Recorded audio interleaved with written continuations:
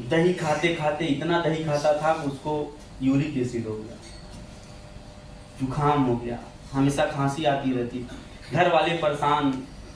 थोड़ा सा जवान हुआ तो शादी कर दी गई, बीवी भी परेशान उसके हरकत से। तो लोग क्या करते हैं जब लड़के से परेशान होते हैं, तो प्रबुद्ध लोगों के पास ले जाके बैठाते हैं, भैया जरा इसको समझाइए, काम मत करे, गलत काम ना करे। रिश्तेदारों से बोलते हैं बाबू आप ही समझाइए। सब लोग समझाते थे, उस दिन से उल्टा करता था वो, क्योंकि उसको सीधा समझाया जा रहा था उस समय। एक पाव दही खाता था, 1.5 पाव कर देता था। तीसरा कोई समझाता था, आपका आधा किलो खाएंगे।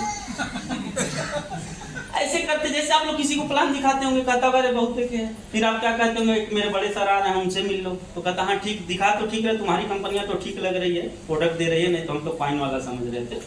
तब तक आप मीटिंग में लेके आते हो, फिर हमसे मुलाकात कराते हो, फिर MD सर के साथ बैठाते हो। होता है कि नहीं, प्रक्रिया होता है। ऐसे ही मेरे पास उसको पता नहीं कौन लेके चला आया, हमसे कहे दही खा के पूरा जिंदगी बर्बाद कर लिया सर, आप समझाइए। हम अब उसको उल्टा समझाना चाहते थे, ठीक है। हमने कहा कौन बेवकूफ तुमको मना करता है दही खाने से। अब उसको लगा कोई अपना मिल गया। सबसे पहले लोगों को अपना बनाना पड़ता है, अब उसको लगा कोई अपना मिला। हमने कहा आज तक जिसने तुमको दही खाने के बारे में समझाया है कि नहीं खाना चाहिए, उसको दही खाने का असली फायदा पता ही नहीं।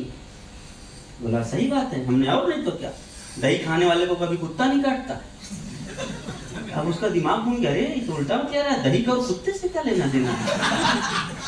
हमने कहा दही खाने वाले के घर में कभी चोरी नहीं होती।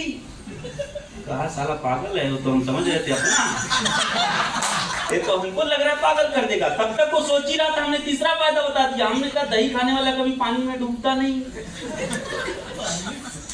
कहा साला पानी का डूबने का दही का।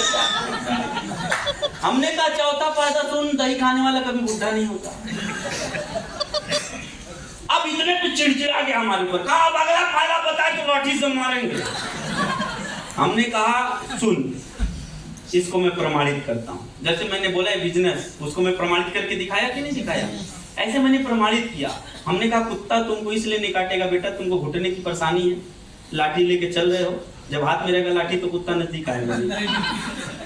दूसरा, तुम्हारे घर चोरी इसलिए नहीं होगी कि रात भर खाए खाए करते हो, चोरी इसलिए नहीं घुसेगा कि घर में कोई जग रहा है। तीसरा, तुम पानी में इसलिए नहीं डूबोगे, पानी के पास कभी जाओगे नहीं, हमेशा तुमको बुखार है, सर्दी है, खांसी है, छींक रहे हो, पानी में जाने का चांस नहीं। तुम बुढ़ा इसलिए नहीं होगे बेटा, जवानी में निकल लोगे तो